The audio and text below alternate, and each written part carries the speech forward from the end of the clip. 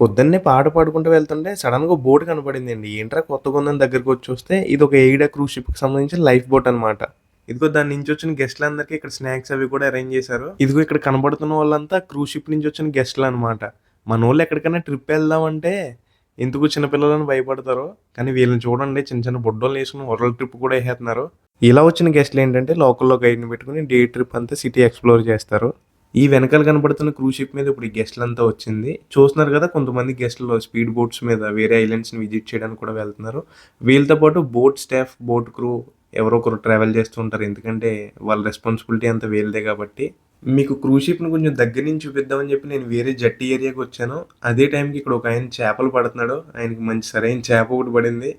ఈ చేపని మన ఏరియాలో ఏమని పిలుస్తారో మీకు తెలిస్తే కామెంట్ చేయండి. ఇలానే మరెన్నో ఇంట్రెస్టింగ్ వీడియోస్ కోసం మాల్దీవ్స్ కుర్రోడు ఛానల్ సబ్స్క్రైబ్ చేసి సపోర్ట్ చేయండి. నెక్స్ట్ వీడియోతో మళ్ళీ కలుద్దాం. బాయ్.